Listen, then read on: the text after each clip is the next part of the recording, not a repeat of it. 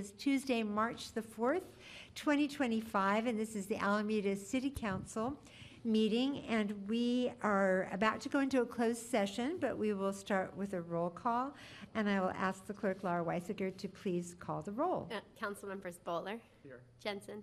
Here. Pryor. Here. Mayor Ezzy Ashcraft. Here. 4 present, and hopefully Councilmember Desag will be here shortly. On his way. All right. So, Madam Clerk, we'll start with the consent calendar. Could you please identify that one item that the council is going to vote on, please? That is, 2A is just approving the negotiators, the labor negotiators. It's updating to change who the negotiators are for the city, and it relates to the 4A that you're going into closed session for. All right. Do I have a motion to approve the negotiators? Moved by Councilmember Bowler, seconded by Councilmember Jensen. We're all in person, so all those in favor, please signify by stating aye. Aye. That passes unanimously. And Madam Clerk, is there any public comment on our closed session items? There is none. We'll close public comment on the closed session, and we are about to adjourn into closed session to consider 3 items. And Madam Clerk, would you please introduce those items? Yes. 4A is conference with labor negotiators pursuant to Government Code Section 54957.6. The city negotiators are the city manager, human resources director, general manager of Alameda Municipal Power, senior human resources analyst, 2 different senior human resources analysts, and a deputy city attorney. The employee organizations are the Alameda City Employees Association, the Alameda Police Management Association, Alameda Police Officers Association, Alameda Police Officers Association Non-Sworn, Electric Utility Professionals Association, International Brotherhood of Electric Workers, and Management and Confidential Employees Association. Under negotiation are salaries, employee benefits, and terms of employment. 4B is conference of legal counsel pursuant potential litigation, potential initiation of litigation pursuant to Government Code Section 54956.9, Subdivision D4. Number of cases is 1, with the city is initiating legal action as plaintiff. Potential defendant is the Port of Oakland. And 4C is public employee performance evaluation pursuant to Government Code Section 54957. Positions evaluated are the city attorney and city manager. Please take a breath, Madam Clerk. I did take several while you were reading that. Thank you so much. And for the council and staff, we're going to take the closed session items in this order. We're going to start with 4A, then go to 4C, and we'll finish with 4B. We'll keep our labor items together. So could I please have all the council and all the staff who are involved in item 4A, and to the public who may be watching already, we will be back before you at 7 o'clock. All right, everyone, see you in 391. Thanks.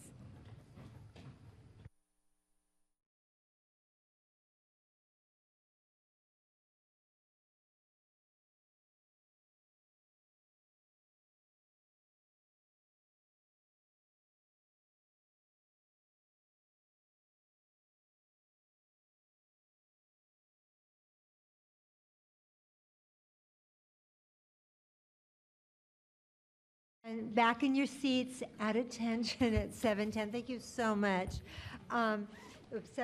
Oh, well. That's where Councilmember Desai gets his coffee. Okay. Welcome, everyone, to the City of Alameda City Council meeting. It is Tuesday, March the 4th, 2025, and Council has just come back from a kind of long closed session. And we are going to report out on items that were covered in closed session, announcement of any action taken, and I would like to call on City Clerk Laura Weisinger to please make those announcements. Thank you. So the council heard 4A, which was labor negotiations, and staff provided information. Council asked questions and provided direction, and no vote was taken. 4B hasn't been addressed yet. And then 4C, the public employee performance evaluation, council conducted the city attorney performance review and provided direction to staff by the following votes. Vote 1 carried by 5 ayes, vote 2 carried by 5 ayes, and vote 3 carried by 5 ayes. And then I also, Madam Mayor, have one more item to report out from November 6th, 2024. Please. So this was conference with legal counsel, existing litigation, significant exposure to pending litigation pursuant to subdivision D1 of Government Code Section 54956.9. The case was the California Air Resources Board, or CARB, and it was administrative enforcement action against the City of Alameda and Alameda Municipal Power as defendant, and it was CARB case numbers SF6 2023 005 and SF6 2024-004. So the city reached a settlement, and I'm going to announce the settlement now. The city reached a settlement with CARB on the 2 notices of violation, December 5th, 2023, CARB number SF6 2023-5, and August 22nd, 2024, CARB number SF6 2024-004. Received by Alameda Municipal Power for its SF6, which is sulfur hexafluoride reporting. CARB has agreed to settle all matters for a total of $145,000. As background, the City Council previously provided settlement authority for the matter in closed session after the closed session on November 6, 2024. It was item 4D, and the settlement will resolve all matters between the city and CARB at this time.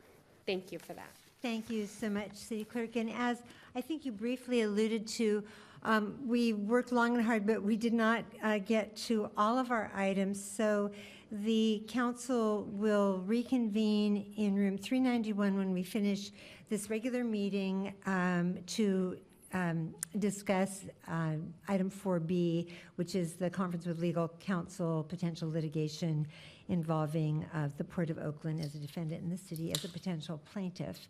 Okay, so with that, we are going to adjourn the special recess, right? We're recess until we re-adjourn, until we call the special meeting, the closed session, back to order. And so with that, we move on to the regular city council meeting. And I'd like to start with the Pledge of Allegiance. Councilmember Desag, would you please lead us in the pledge? Yes, please rise as you're able. Ready, begin. I pledge allegiance to the flag of the United States of America and to the republic for which it stands, one nation, under God, indivisible, with liberty and justice for all. Thank you. Thank you, Councilmember Desag. Madam Clerk, do we have any agenda changes? No, but we have a roll call. Well, there's an agenda change. I tried to make one. Should we have a roll call? But a roll call, please. Not a vote. Council members Bowler. Here. Desag. Here. Jensen. Here. Pryor. Here. Mayor Ezzy Ashcraft. Here. 5 present. All here, I think. All right. So then we move on to no agenda changes and proclamations and special orders of the day. There is on file, and I urge you to read it, a proclamation declaring March 2025 as American Red Cross Month. And with that, we will move on to item 4, oral communications on non-agenda items. But before we do, I am just going to read the rules of the road, the meeting conduct rules for city council meetings, as I do almost every time. So this is a city council meeting. We are here to conduct the city's business. It is not theater. It's not a sporting event. We do not applaud, boo, jeer, cheer, do the wave. We just sit and listen respectfully to our public speakers, to staff, to our council members, and we just give that respect to everyone, and we can expect it for ourselves. And I do this reminder every meeting that public speaking can be one of the most stressful things people do. Maybe not so much for a couple of us who have spent a little time in the courtroom. One of them still is spending time in the courtroom as attorneys, I might say.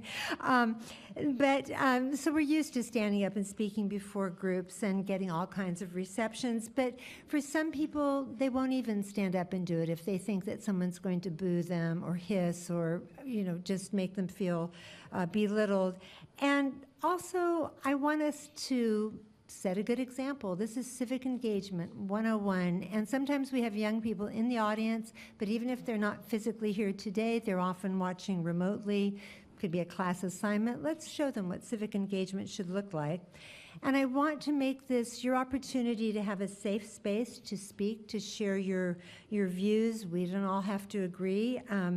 That would be very surprising if we were all on one page, but we should be able to communicate respectfully and civilly. If you have a sign to hold up, that's your First Amendment right. I just ask that you hold it not over your head unless you're in that last row so you don't block anyone else's view.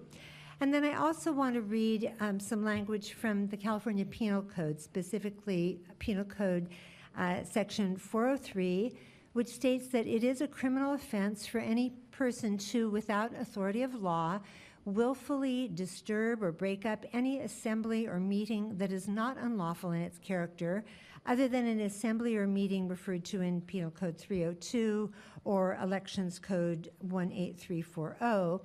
So first violations of California Penal Code 403 will receive a warning, and continued violations will require additional action, which could include police intervention.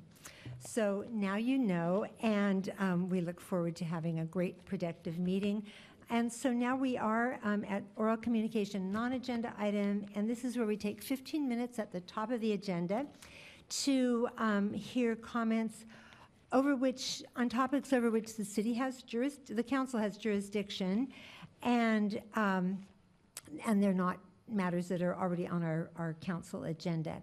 So if we have more than we can fit in the first 15 minutes, we'll hear additional comments at the end of the regular agenda. So Madam Clerk, who do we have? So we have 3 speakers, so they will all get the full 3 minutes each. The first is Brian Kennedy. Welcome, Speaker Kennedy. And just so people know, and anybody who might be listening remotely, you do have to be in the chambers physically to comment under non-agenda, oral communication non-agenda. Welcome, Speaker Kennedy. Just when I think that the city of Alameda cannot do anything more idiotic, I go online and what do I see? The city of Alameda is joined with other local governments in a legal challenge against our president, Donald Trump, Alameda's president, Donald Trump, to eliminate birthright citizens for illegal aliens. It then goes on to say that it contradicts the 14th Amendment, which guarantees all persons born or naturalized in the U.S. are U.S. citizens. BS. No, it doesn't. Have you ever read the 14th Amendment? The 14th Amendment does not automatically guarantee citizenships to illegal aliens born in the U.S. The 14th Amendment was intended for newly freed black slaves and had nothing to do with illegal aliens. You guys know there's a difference between illegal aliens and black people, right? Black Americans, that's the difference there. How do we know that? Well, we know that because the author of the Citizen Clause, Senator Jacob Howard out of Michigan, specifically said so. It says the 14th Amendment does not apply to illegal aliens, children of foreign diplomats, or Indians, Native Americans. It was not intended to do that. There was no intent whatsoever to do that. There's also the subject to the jurisdiction clause, of which the city, by the way, conveniently left out. Subject to the jurisdiction thereof. Illegal aliens are not subject to the jurisdiction of the U.S. government. They're subject to their home governments. So that's BS as well. And finally, if this idiocy that citizenship is automatically bestowed upon children dropped by wetback women who sneak across the border is true, why was it necessary in 1924, Tony, for the U.S. Congress to pass the 1924 Indian Citizenship Act, which then granted Citizenship Act to Native Americans? They didn't want it before. Who can blame them? They were treated horribly. So this is idiocy. Why are we getting involved in this stuff? You need to get out of this coalition of these guys who've never read the 14th Amendment. And one thing that's really appalling on this is the city of Alameda actually cited the Constitution on this. No, you're going against the Constitution. The 14th Amendment does not grant citizenship automatically to illegal aliens. And this is coming from the city that's a sanctuary city, which is another violation of the Constitution. Now, the difference is the citizenship nonsense, Tony, was born out of stupidity, and the sanctuary city stuff, Michelle, was born out of hatred and evil, because we know sanctuary cities kill. Who's the dumbest person in the room? Well, Jew haters are. That would mean Marilyn Ashcraft. You must have had something to do with this. So why don't you nix this stuff, Mayor Bimbo, and don't do this anymore. You're embarrassing the town. Thank you. Our next Thank you. speaker. Jeff Fuller. Welcome, Speaker Fuller. All right, so first of all, I've been a citizen in Alameda since 1999, so I've been around a little bit. I've been blessed with good health, so I haven't really seen too much of the health system in Alameda. But in, let's see, I had an operation in January 9th, actually at Stanford, and it didn't go so well. It was just a simple elective surgery. It was a prostate surgery. So I had to go to emergency Friday, January 17th in the evening, and I went to Alameda Hospital. And I'll preface to say, I'm not happy with Alameda Hospital service. Basically, I don't like to get into all the details, but I couldn't pass anything, if you can imagine what that is, because of blood and clots. They didn't know what to do, and I couldn't pass anything from like 7 or 8 in the evening until an EMT picked me up to go to Stanford and Palo Alto about 6 in the morning. Okay, so what is my point of this whole thing? The EMT figured it out. He told the people, the nurse, what to do. He got a syringe, he cleared everything out, and I was very comfortable. I've been very healthy. I exercised. My blood pressure went up to 220, which could have done damage, and luckily it didn't. And I was in extreme pain for hour after hour. Morphine they gave me didn't do anything. So what is my point here? My point is, I drove over to the hospital. Gwen drove me over. Why should we have a hospital that can't take care of things? If they can't take care of things, it's better not to have them. It's better to go to somewhere like Highland or something that has the specialists to do the work. And, you know, on top of everything else, of course, I pay $300 a year like everybody else to help support them. But in my opinion, taking an extra 10 minutes to go to another hospital is more than worth it, and the city of Alameda could do better without the hospital. One last thing. When I was just looking into this a little bit, I noticed that Alameda Hospital had a 2.6 star rating. How many of you would hire a contractor with a 2.6 star rating? So I realize that the council and the mayor don't have complete authority to change things, but at least I just want to voice my opinion, so maybe we could start to think about what we can do about the hospital. That's it. Thank you. Thank you. Our next speaker. Gabriel Duncan? Welcome, Speaker Duncan.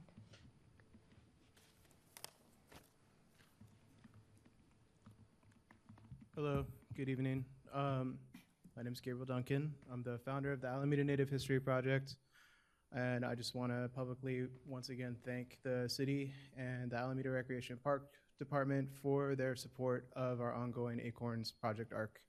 I'm going to be performing our first acorn processing workshop this weekend on Sunday, and we're going to have another one 2 weeks from then. This is the first one, and it's super exciting. So I just wanted to thank you all for being supportive of this project, and I hope we get to work forward on more things in the future. Thank you.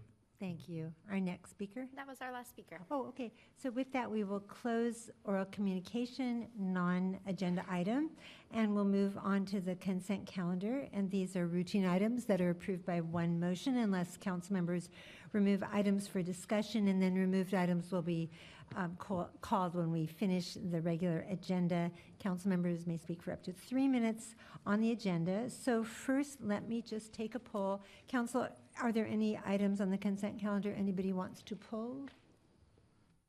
I'm doing the bobblehead thing. Okay, I'm seeing none. So then, are there any council questions on any consent calendar items? Hearing none. Madam Clerk, do we have a public comment? Yes, Gabriel Duncan? Welcome, Speaker Duncan. Welcome back.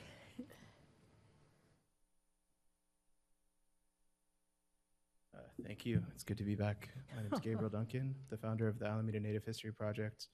And I wanted to speak on 2 different things. One is 5B, as in Bravo, the bills for ratification. And the second one is going to be your amendment to the city budget, which is 5I, as in Ivan. Just wanted to talk about the historical representation of all Alamedans and the fact that we all deserve to have a museum that shares the rich and wonderful history of everybody who was involved in making the city what we see today.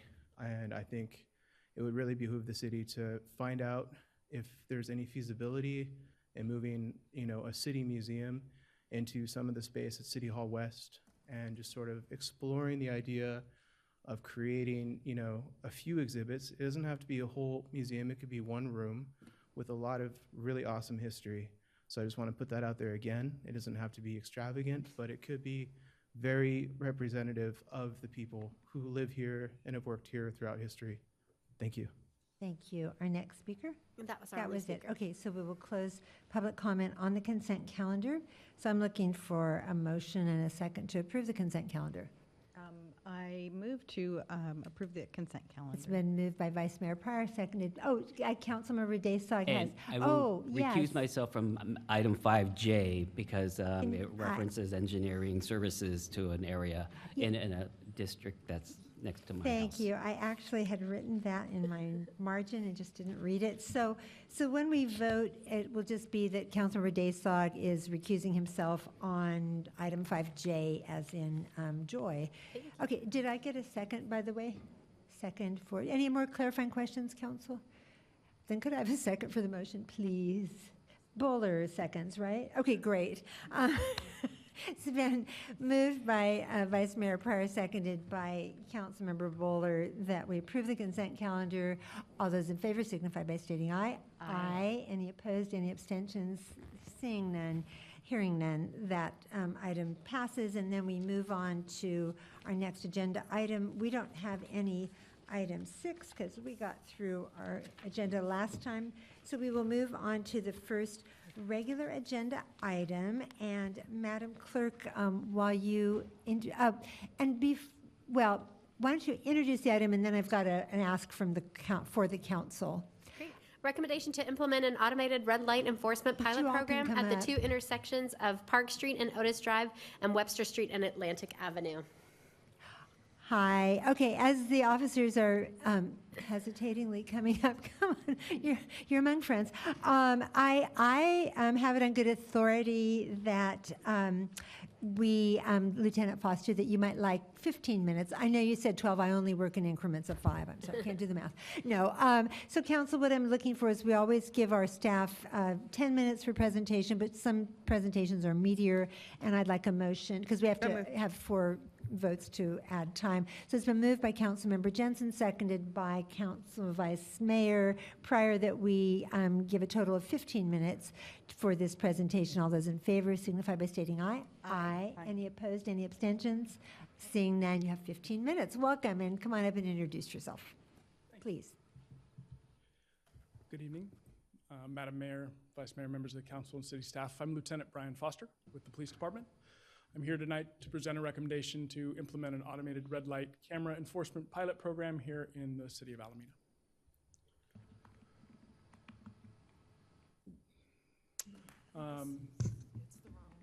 Okay, no worries, I got it.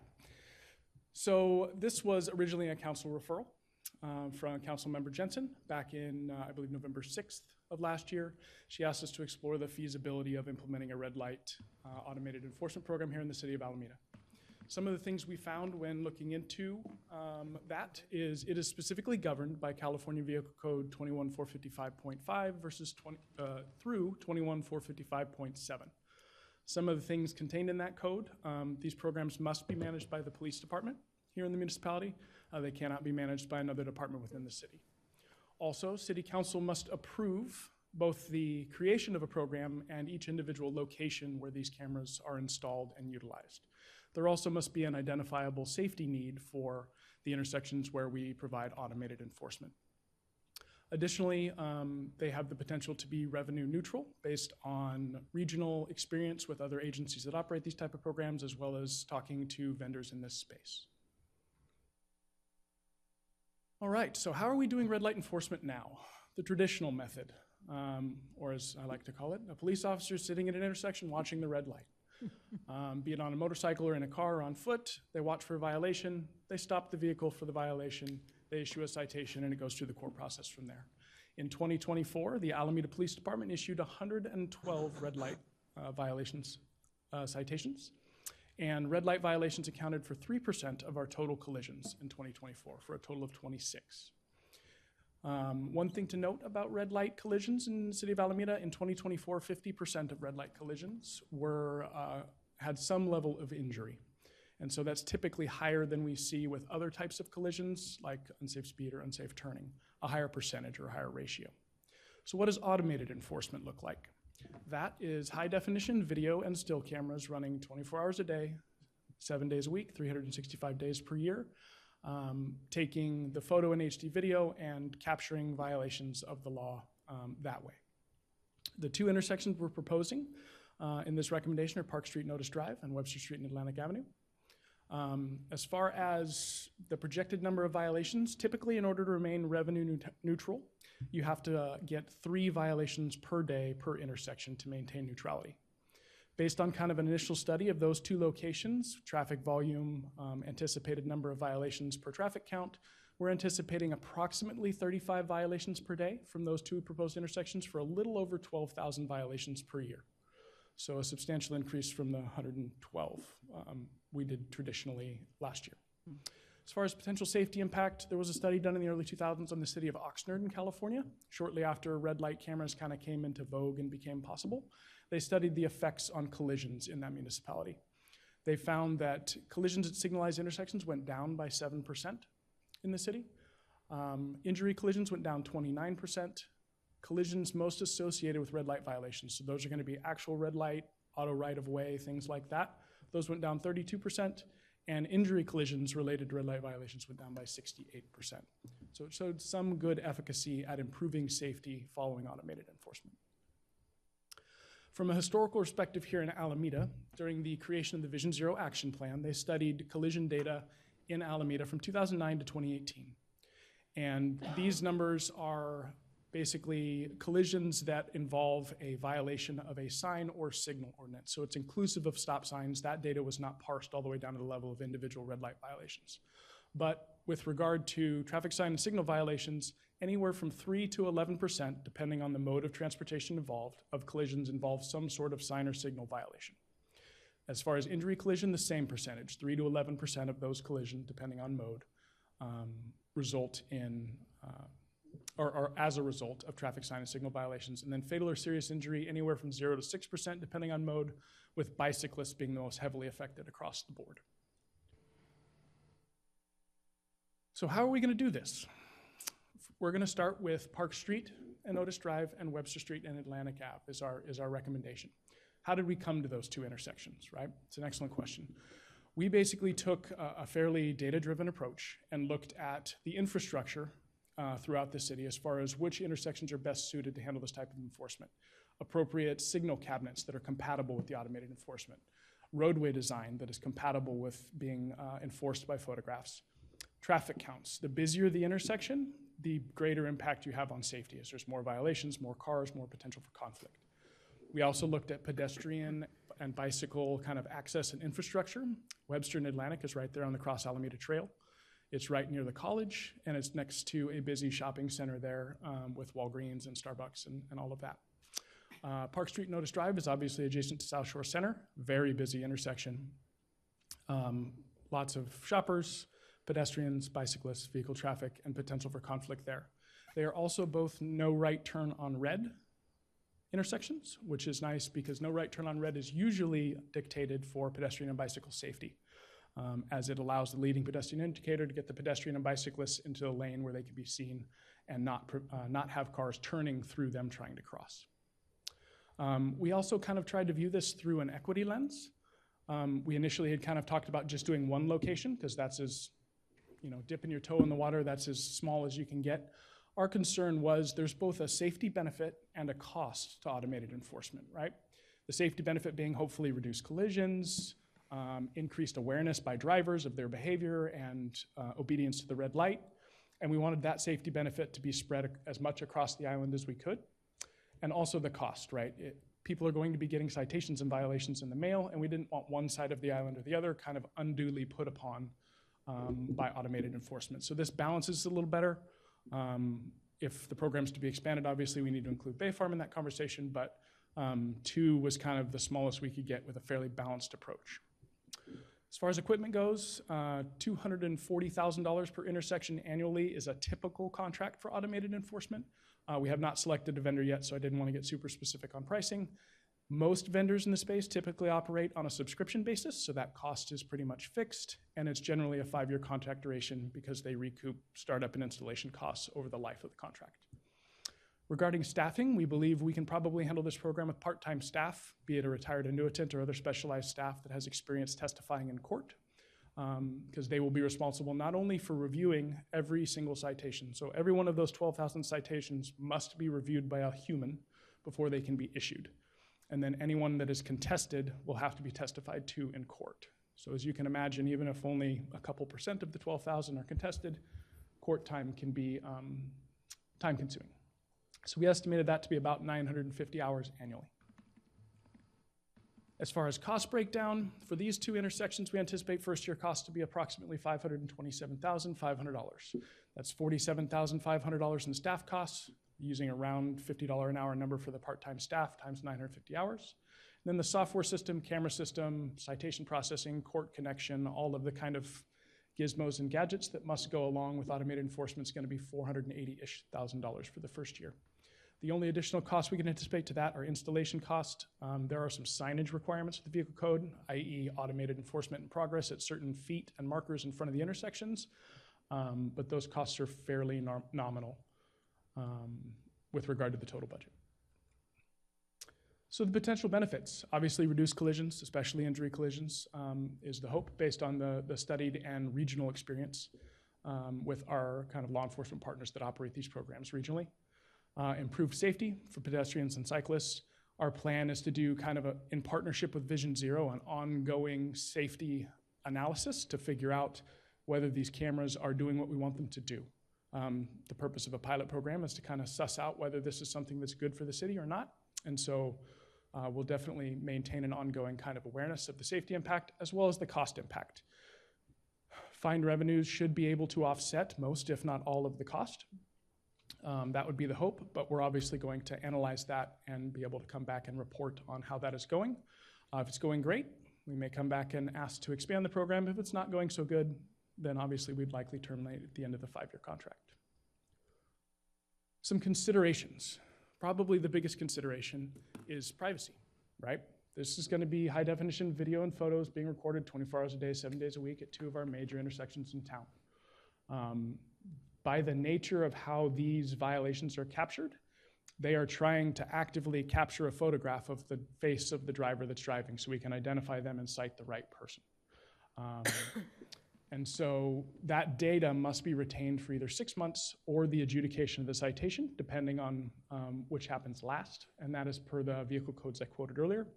And obviously, in order to make sure that we're holding up our end of the privacy and public trust bargain, we need to develop a strong policy, and that policy needs to have appropriate limitations for access, sharing, all of the things. In all likelihood, we would model it very closely after our existing ALPR policy, which has similar concerns. So what are the alternatives? Plan number 1 is the 2 intersection pilot program I just presented. Number 2 would be to wait for speed enforcement legislation. And I'm sorry, I missed that on the other slide.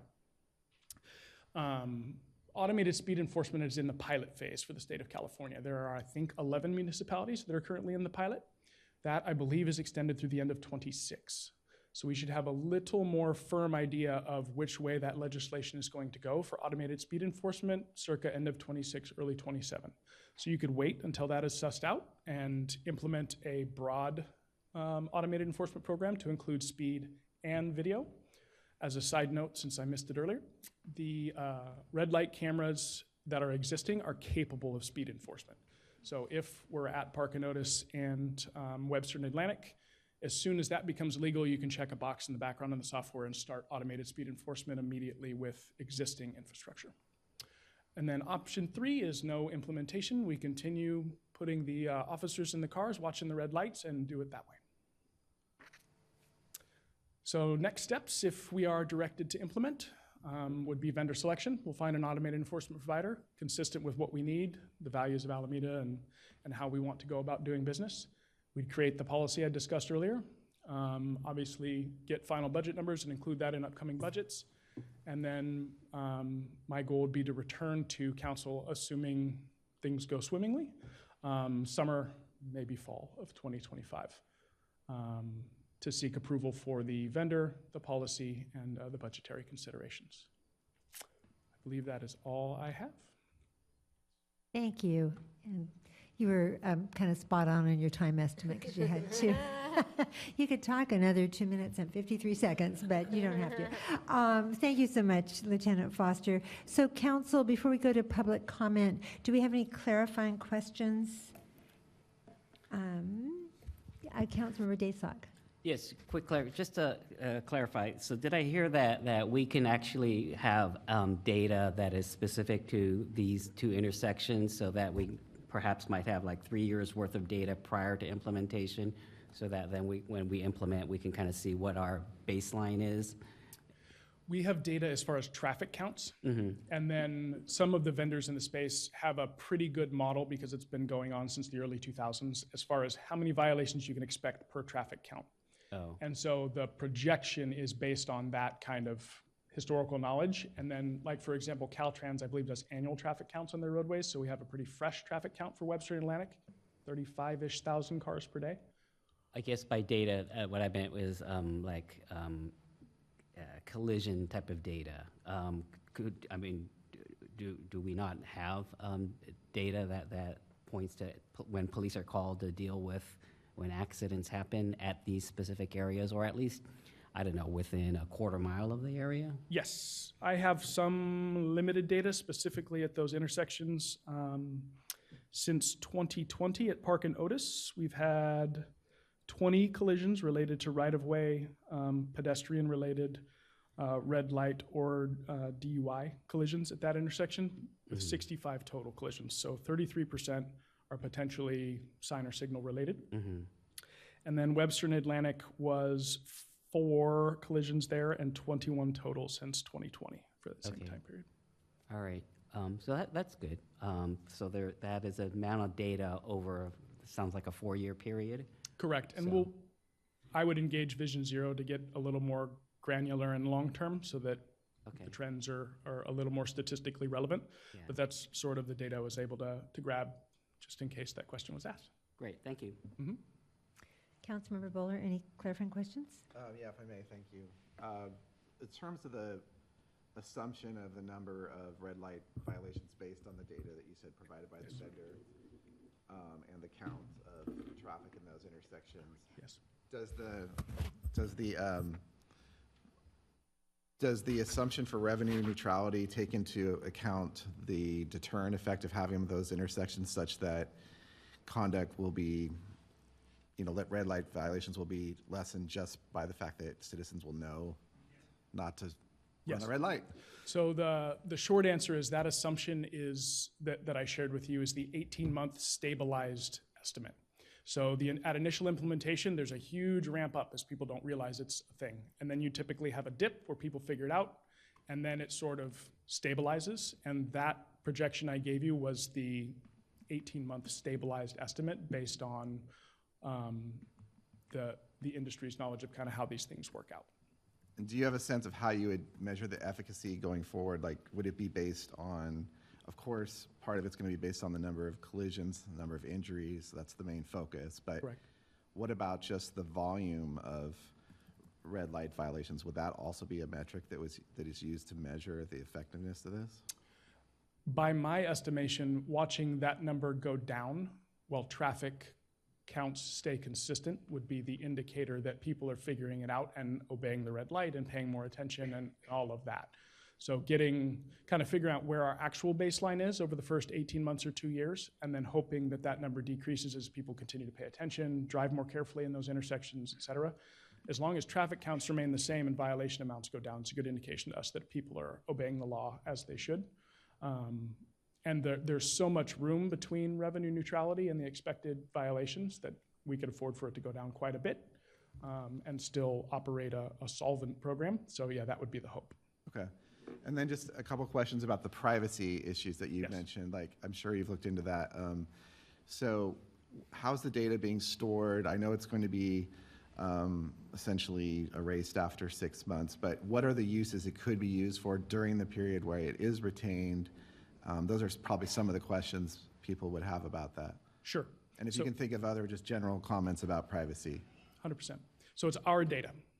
The folks at the company, they house the data in a cloud-based server.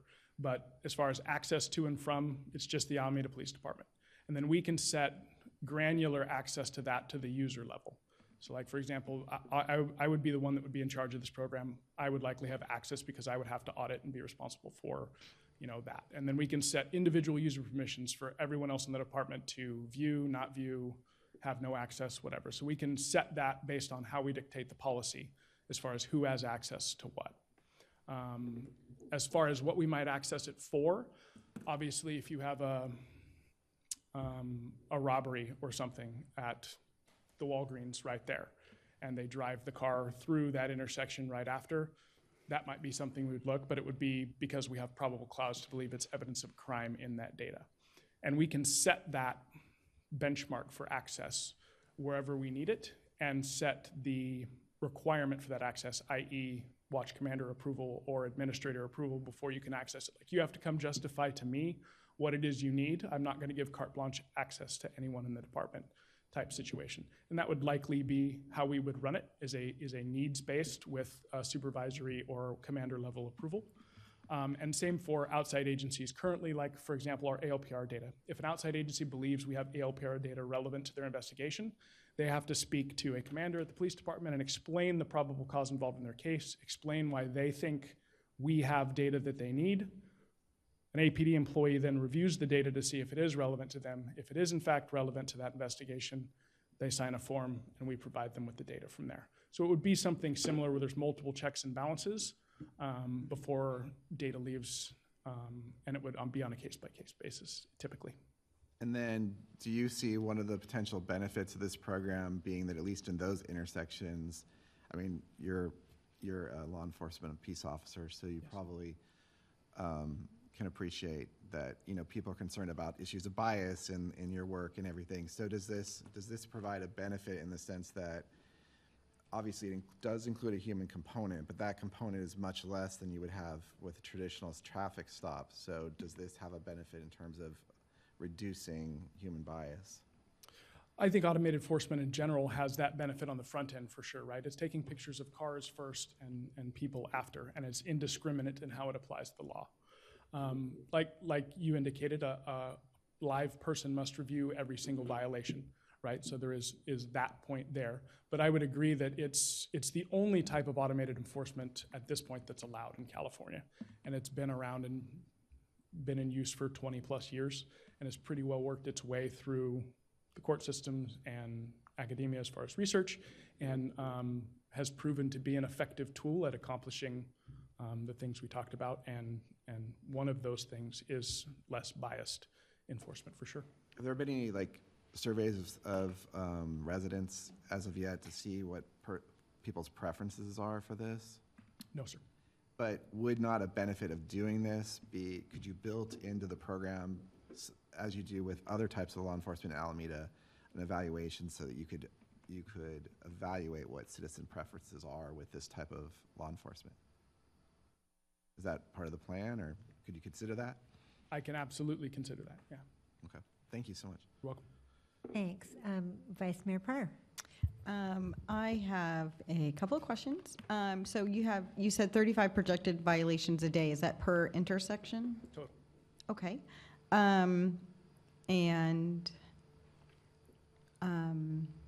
Sorry, I did have a question and it's at the very top, sorry. What is the typical cost of a red light violation? I don't have an exact number off the top of my head, I apologize. In excess of $500, as I understand it. Okay, so knowing that I just see this as a really big equity issue, I'm just going to put that out there. Can you explain how it's an equity issue? Well, I mean, if I am a paraeducator at a school district and I make, $30 an hour, and I think I'm going to make the light and I don't make it, I mean, that could be a week of my paycheck or half a week. I mean, that just, and so I think this is important for all the reasons that we're here, but I mean, 35 a day, I mean, how many of those 35 people is this going to, really be a giant impact? So I mean, if there was a sliding scale, if this were, So it just seems a I don't lot. want to interrupt you. I'll just remind council, these are clarifying questions. That's a great discussion topic, and the council will discuss before we take a vote on this, but great discussion topic. Other clarifying questions about the staff report? Nope. Okay, then we'll go on to Councilmember Jensen. Thank you. Thank you for the report, and thank you for bringing this back. I very much appreciate it. Lieutenant Foster, I think you mentioned this, but I just want to be clear that while the intent is to reduce no right turn on red violations, which, as you pointed out, are relatively more likely to cause injury, are the pictures taken by the cameras also may be used for other violations in the intersection, other traffic violations? As far as traffic infractions that could be enforced, it is only red light related violations that are approved for automated enforcement. And it would be, in addition to right-hand turn violations, it would be running the light completely, or, and my other question is, would this be, as we talked about the privacy issues and about use of the camera footage, what about for collision data? What about insurance companies? Would they have access, or could they petition, do a FOIA request, or have any way to get access to a collision? I mean, I would imagine if they were to get a court order or something similar, we would have to obey the court's order. But short of that, my understanding is these are not PRA-able or things like that. This is data used for prosecution of traffic offenses, and pretty much full stop. And let me just interject. I see that the city attorney is nodding his head, and so I'm assuming that wasn't an involuntary motion. And by the way, FOIA, I believe, is Freedom of Information Act, which would apply to the federal courts and stuff. But PRA requests, are these Public Records Act requests? Are these can red light violation camera data be requested and obtained? People request anything. I agree, Madam Mayor and council members. I agree generally with Brian, with Lieutenant Foster's analysis, though we'd have to look at every PRA request on a case-by-case basis.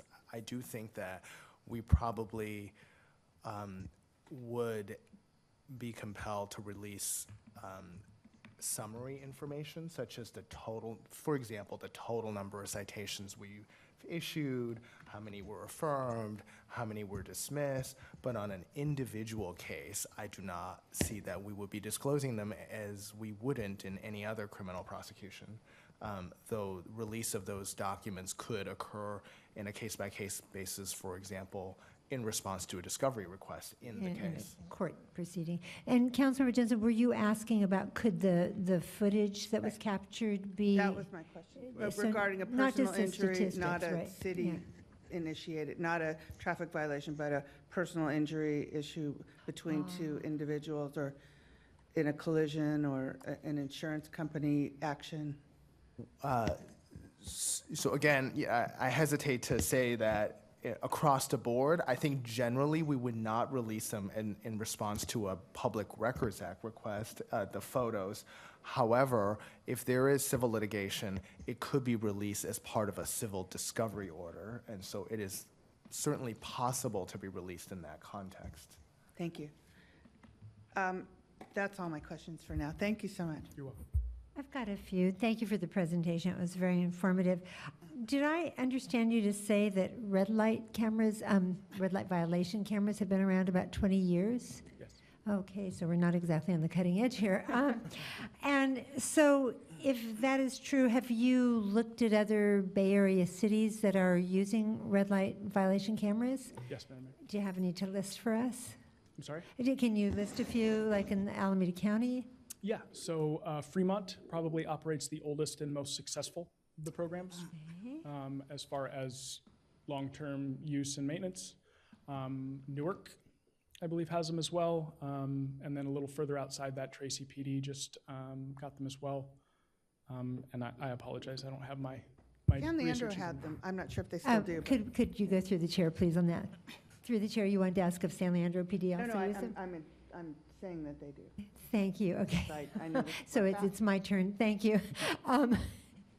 So anyway, then where I was going with that was, have you also looked at the use policies that these cities, especially our other Alameda County cities, Fremont, Newark, and if San Leandro is one of them, have you looked at the use policies that those departments have? Yes. Okay. And would you base Alameda's, if the city council were to adopt this proposal tonight, would you be looking to other cities to help inform a policy underlying the use of these cameras? It would probably be a hybrid of our kind of stance on sharing and releasing of information with our ALPR policy, because it's probably the closest to this as far as existing policies we have to kind of guide that piece. But as far as the nuts and bolts, I was absolutely planning to not recreate the wheel. Yeah, no need to reinvent the wheel. Will the policy come back to the city council? Okay. Yes. That would be important. And then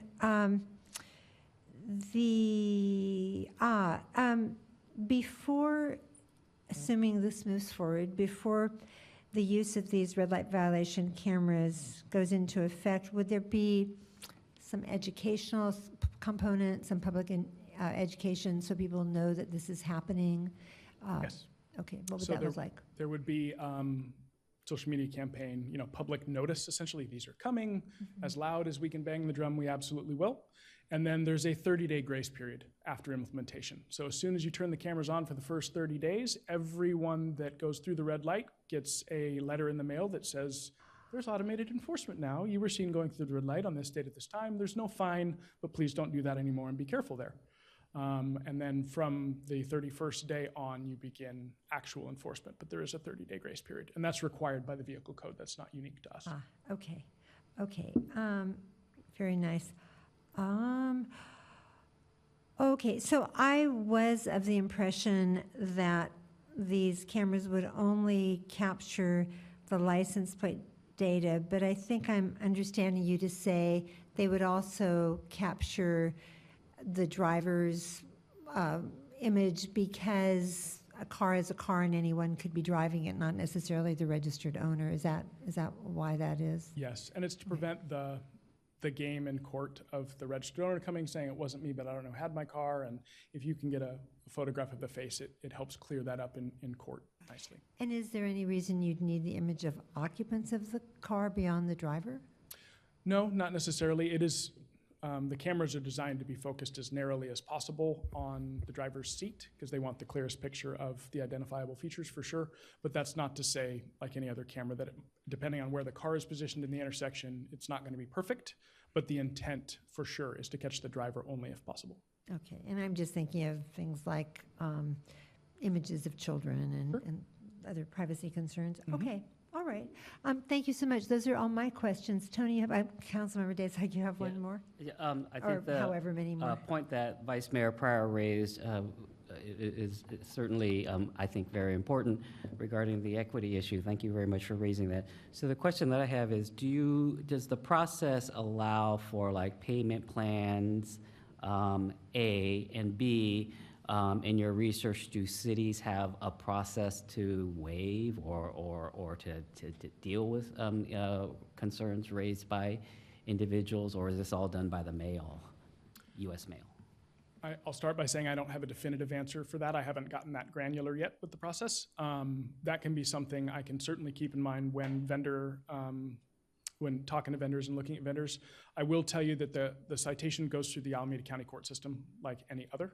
And so, income-based repayment and things like that, programs that Alameda County has, I believe, can be applied to these type citations. But if something on the front end or a process on the front end that kind of guarantees that ability is desirable, I can certainly take that into account when looking for a vendor for sure. Thank you. I have one more question. Councilmember Jensen. Yes. Thank you. Now I just forgot what it was. You can always ask it when we're in discussion, too. Okay, any other council, you want to come up, Captain McMullen? Come on up. Yeah, do you have a question? No, I just wanted to provide Please. additional info on the fines. So a quick Google search shows that the typical fine for a red light in California is about $490. And then just to say that we do not set those fines, that is all done through the county court system. Most of those fine fees go to the county, they do not come directly to the city. And Fremont PD has listed on their webpage that's about $490 right now. Thank you for Thank you. that additional information. Appreciate it. Councilmember Jensen, back to you. Thank you. With regard to the technology, that this question came up, I think the mayor raised it, the picture of the driver. Yes. So when the citation is against the driver, the citation is not sent to, is it sent to the registered owner of the car, or how does that work? Because would there be a match between the driver's license and the registered owner, or? My understanding anyway of the process is in the event that the driver cannot be identified, the citation does go to the registered owner of the vehicle, because ultimately it's your vehicle, you're responsible for what's being done in it, even when you're not inside it. But they make every effort to match the driver of the vehicle to the driver's license of the registered owner or driver's license, and connect the dots as far as who the violator is. The registered owner also will have the opportunity upon receiving the citation in the mail to nominate the driver of their vehicle and let us know who it is that was in the car, so we can then process the citation that way. So there's kind of multiple angles that gets worked out, but yeah. Okay, thank you. You're welcome. So I have a follow-up question to that. So say someone's car was stolen and the auto thief runs the red light and the cameras, so that's just you go to court and you bring the evidence that your car was stolen, and It depends. If we know the car is stolen at the time we're reviewing the violations, we can excuse the violation on the front end before it goes to court. And again, it's vendor dependent, whether it's connected to our CAD and RMS system that basically runs the plate for you. So we could look at the date range on the stolen vehicle hit, for example, and say, okay, the violation occurred on this day, it was stolen on that day, waived and gone. On the back end, if they provide a police report to the court that shows that the vehicle was stolen on that day, same thing, it's dismissed automatically. So, all right, thank you for that. you're welcome. Any other clarifying questions, council? Let's go to public comment. Madam Clerk? We have one speaker, so we'll get 3 minutes. Denise Trepanier. Welcome, Speaker Trepanier. We'll find out. Well, are you there, Speaker? Do we need to do She's our... unmuted. Hi, can you hear me now? Hi, we sure can. Welcome. Okay, great. Sorry about that. Thank you, Madam Mayor, Ezzy Ashcraft, and members of the City Council. We appreciate staff's report on this item tonight. We're very excited for this and support staff's recommendation to move forward with this pilot. There's been a few changes at some of our intersections recently, especially along the CAT. And while we're really happy to see one of these potential pilot places along the CAT, there's still a couple more where we have recent changes that drivers haven't adapted to, specifically also at Wilmot-Chan and the Cross Alameda Trail, as well as Park Street and the Cross Alameda Trail. So we're excited to and hopeful that you will support this pilot moving forward, and because I think we need to do something to change drivers' behavior when we implement, for reasons which we've all agreed to, changes at these intersections. We need to have a mechanism to enforce those changes. And I think we would all agree that we would prefer automated enforcement versus manual enforcement and the issues that go along with that. So very supportive of this. And thank you for considering the safety of those biking and walking. Oh, I also just wanted to mention to the equity, I know there's been some concerns raised about equity this evening, especially when we heard the cost of these tickets from APD. But I just also want to acknowledge that we have a lot of very low income and underserved people in Alameda who don't drive. and who rely on safe, active transportation and safe transit corridors. There's bus stops at these locations. And these people deserve to have a safe way to get to how they're getting around town. So from an equity perspective, I think it's time we start providing our lowest income people who don't have cars safe access to transit. So anyway, thank you for considering our comments tonight. Thank you. Our next speaker, That was our only speaker. only remote speaker, and we don't have any in-person speaker? No, none. We don't. Okay, well then, we're back to the council for comments. And Vice Mayor, why don't we start with you, because I know you had some things you were raising. Yeah, I mean, it sounds like we don't have, I would say, any control over the fines. I mean, I would love it if there was an option to do sliding scale, or also the ease of perhaps just going to traffic school, and so that, because I know a lot of times you go to traffic school, your fine can get reduced and also taken off your record.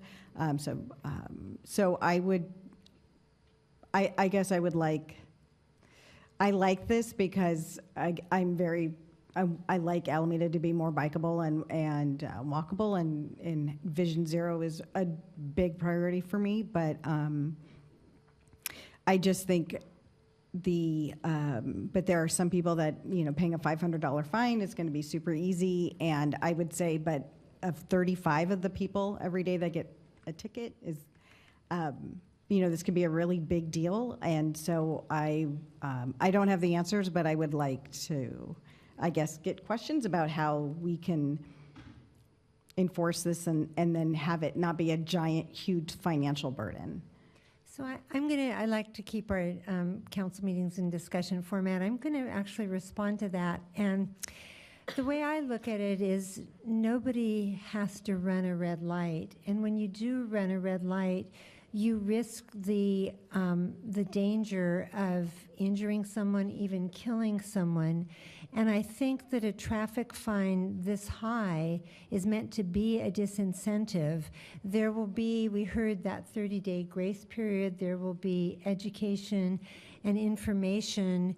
And, if you were to run a red light in those first 30 days, you will get a warning. But we all need to slow down, and I don't care what your income level is, we all need to slow down. And so I think that is certainly a consideration. We don't want to burden people with high fines, but it's one of those areas where you really do have a choice. And, I say this all the time. I just spoke to Rotary today, and I was telling them that not a day goes by that I don't get a SIG-info, which is the council knows is a significant information email, about a vehicle pedestrian collision, a vehicle bicyclist collision. I believe today it was a vehicle scooter collision, often involving minors. And I was telling the Rotary, we've all just got to be more in the moment. And when you're driving a car, that's thousands of pounds of steel that could kill. So everything we do is a balancing act, and I do understand that sort of equity. I do appreciate our speaker from Bike Walk Alameda noting that for a lot of Alamedans who don't even own a car, they do rely on walking and biking, getting around. And I'll also note that I love the geographical equity of the placement of these two pilot cameras. If we move forward on this, both of them are located near some of our senior residential, low-income senior residential facilities. On the west end, you know that Independence Plaza is there on Constitution Way, and the Housing Authority offices are there. And then at Park Street and Otis and B Diamond, a low-income senior housing is there.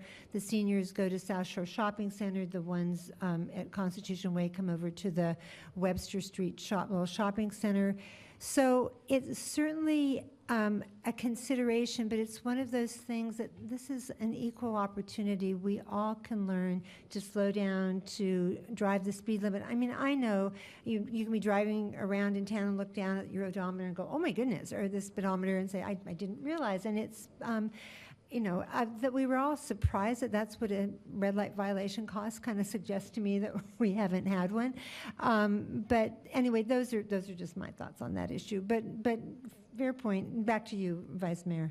Oh, yeah, and I probably agree with, I'd say 99% of everything you said, so. But yeah, it just, yeah, I mean, the goal is to get everybody to slow down and drive safely, and so, Okay.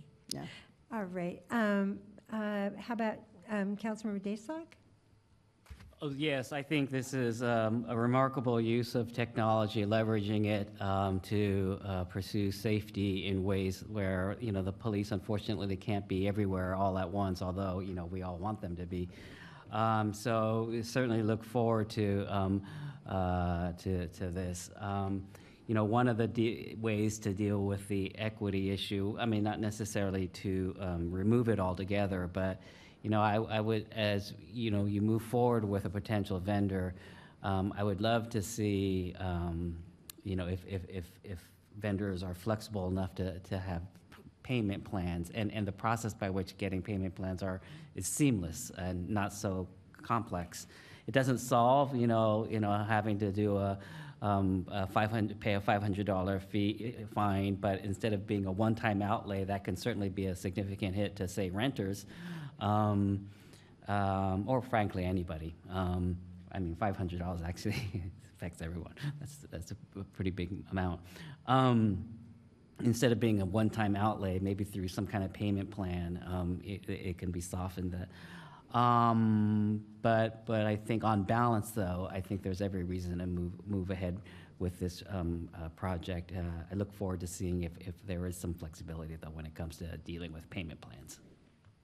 Thank you. Councilmember Bowler? So in terms of just taking a big picture approach to this, it seems like, we're in the arena of public safety, and if you talk to, Alameda residents, traffic safety is way high on their priorities. We start with the premise that we know there's some data to support the notion that collisions that involve injuries can be reduced through this. So there are some equity concerns, there are some privacy concerns, but the question is, does the interest in protecting public safety and avoiding some of those injuries and collisions outweigh it? I think it does. I think there's also a sort of a future-oriented approach to this, because even though this technology is not new, it's going to be new in its implementation in Alameda.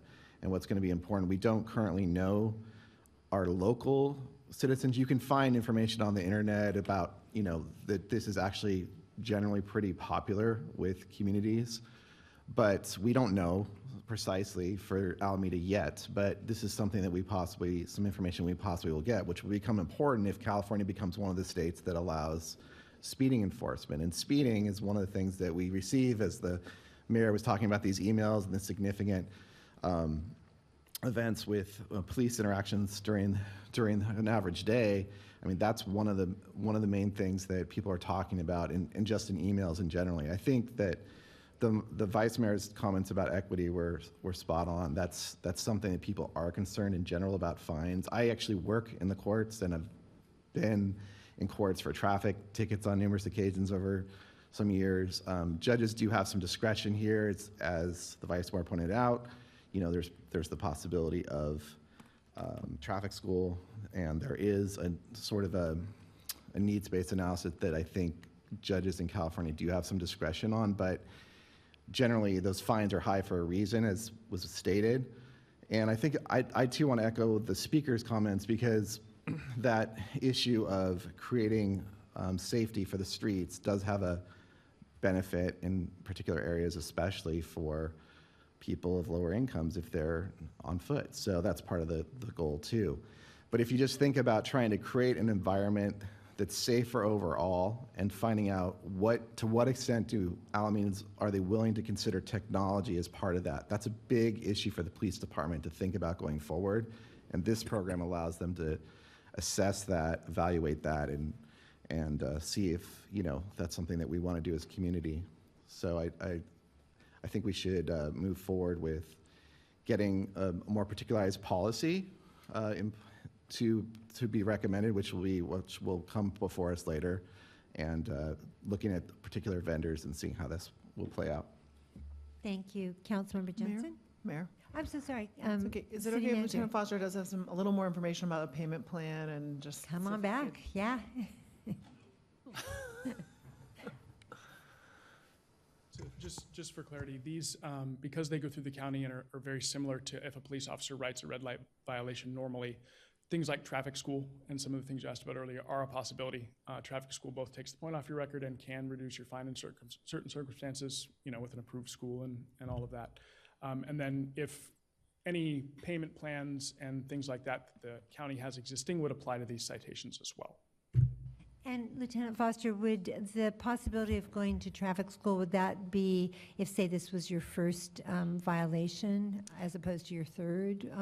Typically, it's a point count in total on your license. If you have X number of points on your license, you may not be eligible for traffic school because clearly you're not learning the first time or two. So it kind of goes that way. You're a teacher, you get that right. All right, thank you for that. That's helpful to know. All right, Councilmember Jensen.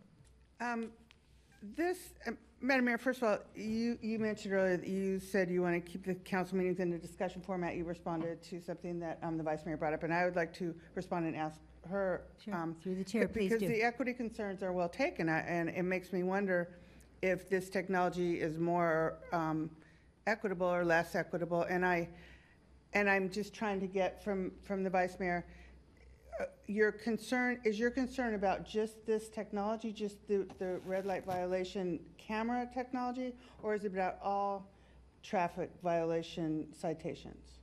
Or the fine amount? I was really just thinking, wow, like 35 violations a day, and then just figuring out like the percentage of the people that get that, that would be like quite a lot of money. So it was more of a thought exercise. I don't have data, but I just thought like, wow, I would imagine at least that's going to hit, at least 50% of those people are really, really hard. But I do like the idea of, having a payment plan, as Councilmember Daysog said. But then, again, I really am such a staunch supporter of Vision Zero. So it was just, but I think too, like part of Vision Zero is just creating a culture of, we drive slow on this island, and, Well, no, to your point though, traffic violations can be inequitable on persons who, I've done a ride along, and the person who was pulled over was someone who had expired tags because they probably couldn't afford to pay the DMV fees and get their tags renewed. So there are equity issues, and I just wonder, as you brought it up, maybe in the future we could talk about the fines overall and what types of, how we can be more equitable in especially in the charges and the fees and the fines that we have. But with regard to, so thank you for that. I did want to ask one other question of both the chief and Lieutenant Foster, or either or. Since I've been on the council, Alameda has expanded the use of automated license plate readers and adopted drone technology, and now we're discussing red light cameras. So my question for you, both of you, or each of you, or one of you, is do you and your colleagues feel that these technologies are effective in protecting the safety of Alamedans and reducing violations? And how comfortable are officers with these tools? Yeah, so anytime we leverage technology, it's definitely going to be a force multiplier. In fact, it's one of the 6 pillars in the 21st Century President's Task Force on policing. It's within that blueprint is that we should leverage technology. Some of the things that you mentioned, like our license plate readers and our in-car cameras, they've been huge in really reducing the amount of time and research that officers have had to do in the past. They're able to access information and streamline a lot of their investigations. And then when they make stops, those stops, when the officer initiates a stop, the recording backs up 30 seconds to capture the actual violation. in it of itself. So it takes away a lot of the gray area that sometimes people might have a perception. Sometimes people do commit a violation and don't realize it. I had one gentleman who didn't believe he ran a red light. I brought him into my office and I ran the video for him, and he was like, I can't believe I did. So I did run the red light. So I say all that to say that it's independent, it's a force multiplier, and it's definitely something that as you know, I'm really big on technology. I think technology helps us be much more efficient in performing our duties. Thank you. That was my question. So efficiency is improved as well as public safety. Absolutely. Okay, thank you so much. I can't say anything else except thank you for bringing this forward. Thank you to my colleagues for supporting my referral, and I'm completely behind this. Especially thank you, Lieutenant Foster, for the data that showing that how these intersection collisions are more dangerous. The data shows that they're more dangerous than other types of collisions, and I really look forward to implementing this. I hope everyone will agree and to seeing the data in 6 months or sometime in the future about how well this is working. So that actually segues into one of the things I was going to say, that when would be, come on back up, Lieutenant Foster, if you would please, when would be a reasonable length of time for us to have a presentation on what assuming that this is going to pass today, and I have a hunch it might, or will, what would be a reasonable time to come back and look at the data and see whether it's these cameras are making a difference? 6 months, 1 year, 12 minutes, what? I can probably come back in 6 months, but 1 year is going to provide probably a more complete picture, because you'll have a little bit of the wave up and wave down by the end of year one. Okay. So I'll have a better idea of what a stable violation count's going to be, impacts on safety. It's going to take months for that data to kind of suss out as well. So I would say a year is going to give you your best picture, but if you want it in 6 months, I'll come back. No, thank you for that. And when we go to have a motion made, maybe council would like to include that. Thank you. That's super helpful. You can sit down now. Thank you. And what I would just want to add, I've said a lot already, but Councilmember Jensen, good point you made about equity and things like expired reg tabs or a fix-it ticket or what have you. I will note for the record that no one died because someone's registration was expired. Speeding, running a red light, that has a much higher risk to the public. And the other thing that I just wanted to say is, yes, this is a force multiplier. I am certainly in favor of it. And then as far as the speed cameras, I want you to know I represent Alameda on the Alameda County Transportation Commission. I represent all the cities of Alameda County now on the Metropolitan Transportation Commission. But at the ACTC retreat recently, we were talking about policies that we're going to pursue and lobby for. I'm going to Sacramento next week with some ACTC folks to lobby. And I said, I think it's time to end that speed camera pilot program now this year and just move into allowing cities to implement it. And I got a round of applause from all the commissioners who were at the retreat. So we'll see what happens when we go to Sacramento, if we can talk to some of our Bay Area representatives and see if we can't move that along, because I think the public is really clamoring for it. And I know it would make a difference in Alameda.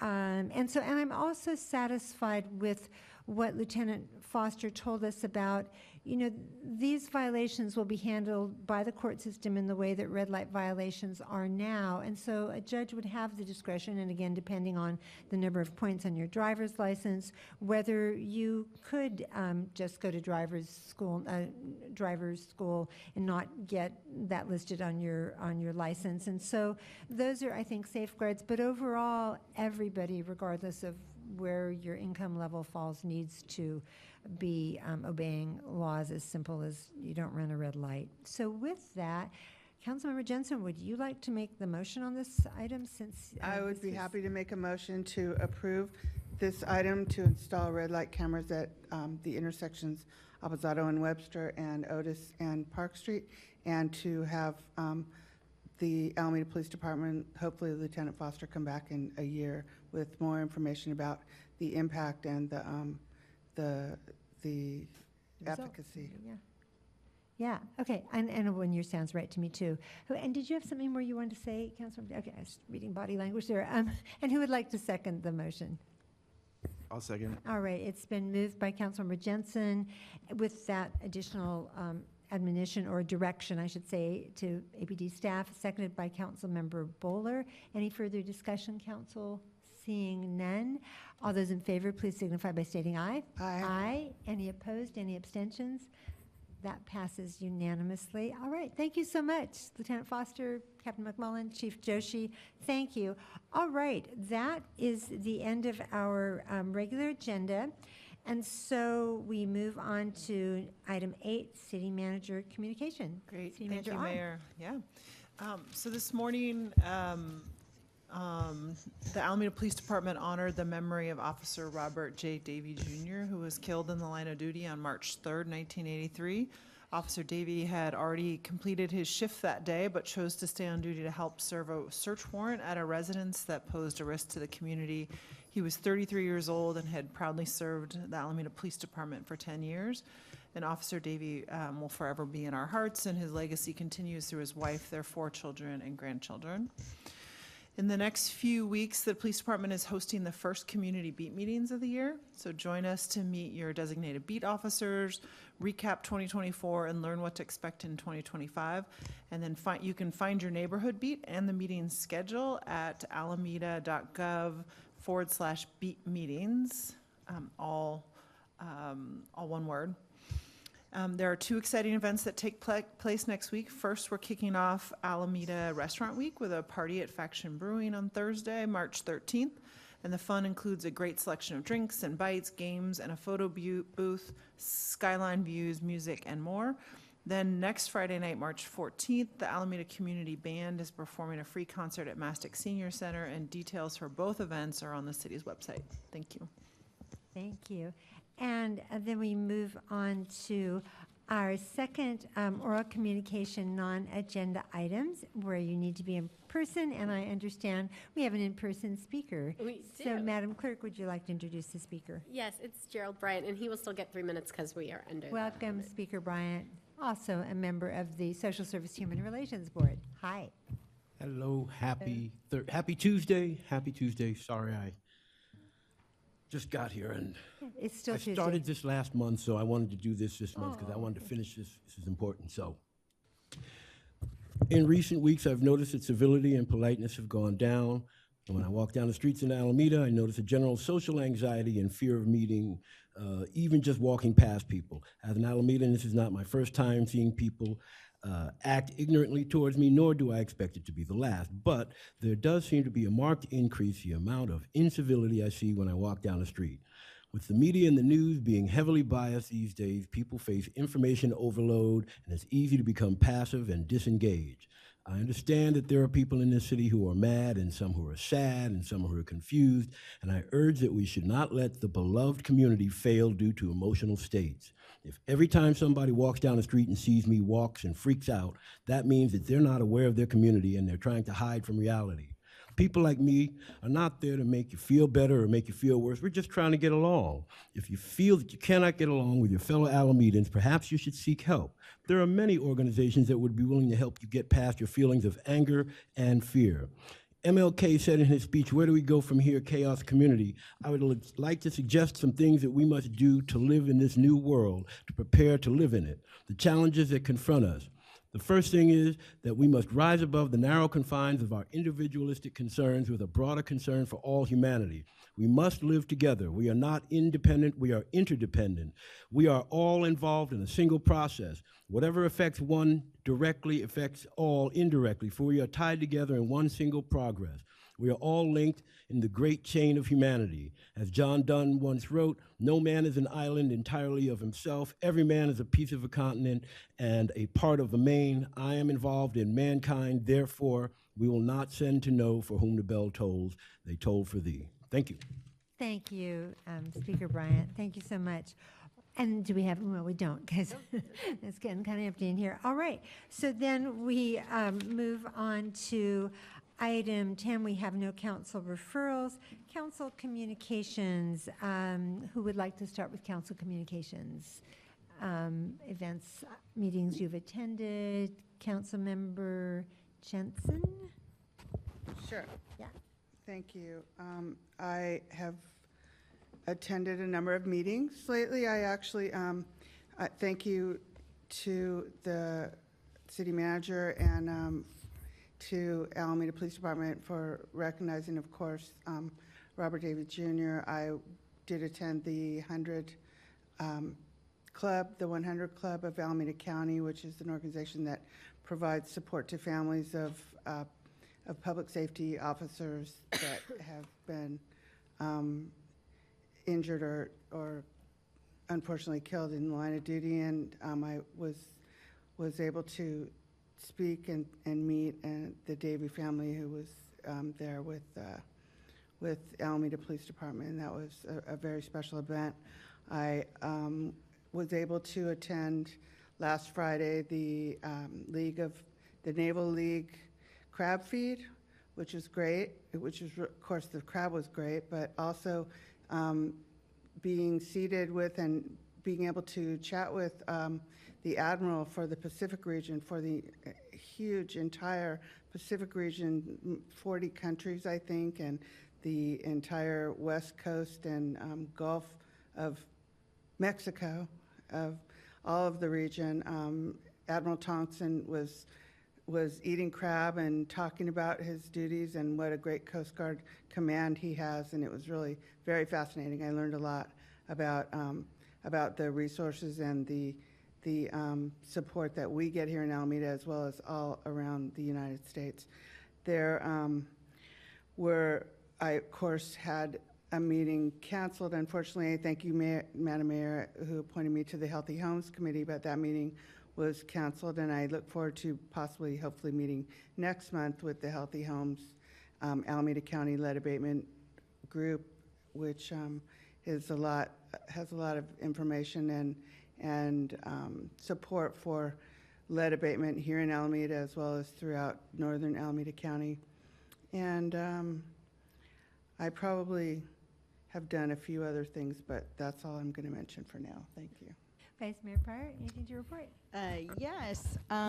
So Minority Leader Hakeem Jeffries was here in Oakland about, it seemed, a week and a half ago. So it was really great to see our local and national leaders just there discussing current events and also just like their hopes for the future. And one of the speakers referenced the quote, community over chaos, that our speaker tonight was just talking about. And it definitely resonated with me. There's a lot of uncertainty going forward. So that phrase really stuck. I went to the Boho Circle community, I wasn't say event, but it was great. Our park director was there, community members showed up, and really just came together and problem solved. You know, like it was great to see just community in action, and it was gorgeous. It was a gorgeous day. It was a beautiful day, and then I actually got to speak at the Chamber of Commerce event for Alameda of women leaders.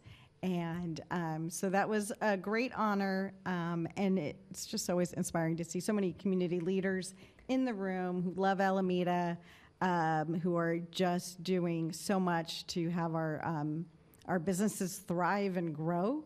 And I kept talking about, like, well, you know, as a community member, I love the small businesses. I love walking around and biking around.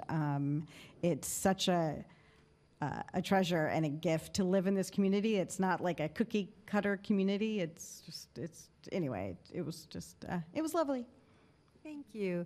Anything to report, Councilmember Bowler? Just that I too was at the Hunter Club dinner on February 19, and that was, it's a very inspiring organization. There was about probably 500 people in the room, and the monies that they provide for the families and what they do out of tragedy is pretty inspiring. So I was happy to be there.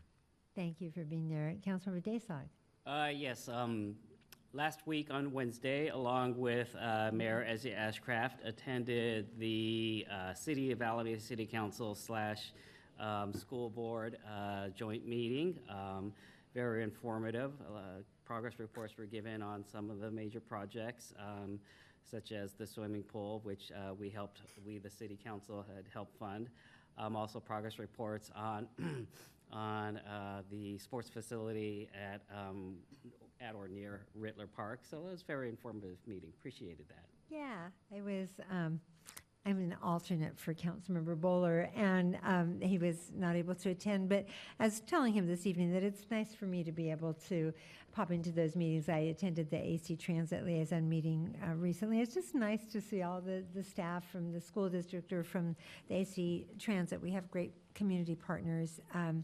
And so, let's see, quickly, I was not able to attend the 100 Club dinner. I was invited, but I was leaving the next morning for a League of California Cities board meeting in Southern California, and I just wasn't organized enough to be out at a dinner the night before. So I was down in Orange County for February 20th and the 20th and the 21st.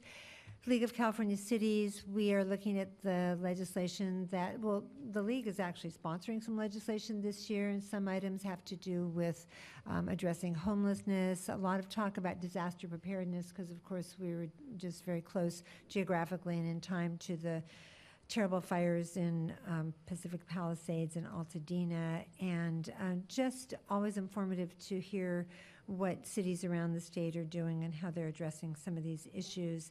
And then, yes, I was at Bahal Circle, so was Councilmember Jensen, for a presentation on barriers to help keep little kids from running from the playground down the ramp to the water. And then, as often happens, a group of residents in the area stayed afterwards to have the meeting after the meeting with the mayor. But I love that because I get to hear people's concerns, and then staff gets emails from me. It's great. But no, thank you. And they're very responsive. I really appreciate that. On last Tuesday, if Tuesday was the 25th, whatever it was, that whatever day the 25th of February was, I was invited to go hear the Alameda High School Jazz Band perform at Yoshi's, which is, you may know, as a jazz club on the Embarcadero in Jack London Square. This is, I think, their fourth time, maybe my third time being there. It's so impressive to see these kids up on stage, and they play instruments. Some of them sang. And it's just fun to be there with parents and teachers, and even just residents in the community who are musicians themselves and came to support the band, which was lovely. I attended the Metropolitan Transportation Commission meeting on February the 26th. Alameda got some nice funding for some of our transportation projects, and so did WITA, which is important. And then later that afternoon attended the AUSD subcommittee. The reason that I couldn't attend your talk at the Chamber, Vice Mayor Pryor, was that night, February 27th, last Thursday, the East Bay Division of the League of California Cities, so all the cities of Alameda and Contra Costa County, had our legislators' dinner. And so there were like 100 members in attendance, and we had 4 legislators, 2 senators, Jesse Araguin, former mayor of Berkeley, Senator Aisha Wahab, former city council member from Hayward, and then 2 assembly members, Liz Ortega and Rebecca Bauer-Cahan, and just a great panel discussion, hearing from them. So just too many things going on at the same time. I hated to miss that. And then this afternoon, I did speak to the Rotary Club. I think our city attorney is going to speak to them soon. And, you know, they do so many great things in Alameda, and I was thanking them for what they do in the city, but also regionally and really around the world. And they had lots of great questions. A couple of them I said, email me, I will connect you with the right staff members. So anyway, those are the things that I did since we last met. And then we have, I know 11A says that I'm going to list nominations for the Commission on Persons with Disabilities and the Golf Commission. Actually, I'm going to be interviewing Golf Commission applicants this Friday, along with Justin Long? Justin, the Recreation Parks Director, who staffs that commission. So I'll have announcements for you, maybe even for some other commissions and boards next time we meet. So, Madam Mayor? yes, ma'am. Councilmember Jensen. I'm sorry to interrupt. I wanted to add one thing. Yeah. Tonight, the Encinal Jets girls are playing in a playoff game, Division III playoff game, and it's Cool. not over yet because we're ending kind of early. As far as I know, it's not over yet, but we're hopeful that they've made it this far. They've made it into, this is the third, I believe their third playoff game, so It's awesome. it's very We'll exciting for We'll Go listen for the news. Yeah, no, it's great to interact with all of our schools. So then, at this point, let's see, we are, what are we Adjourning? doing? Yeah, so you will adjourn this meeting, and then you will reconvene the closed session, and we will step back into the closed What she said. All right. So thank you, staff and everyone who is watching on television. We're going back into closed session. There will be an announcement later, but really all the excitement has just happened. So thank you, everyone. Thank you, staff. Okay, we'll see you It's back in perfect. room 391. Wow.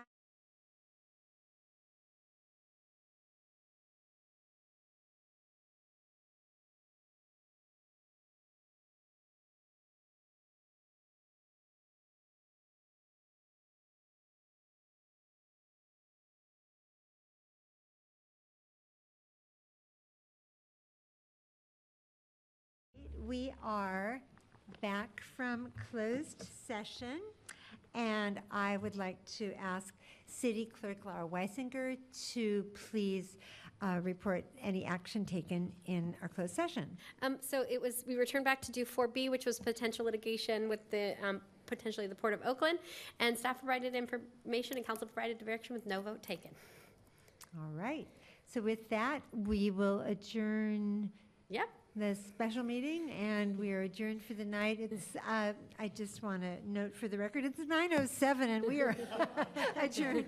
Go enjoy the rest of your evening. Drive safely. 25 miles per hour, please. All right. Thanks, everyone. Stop it.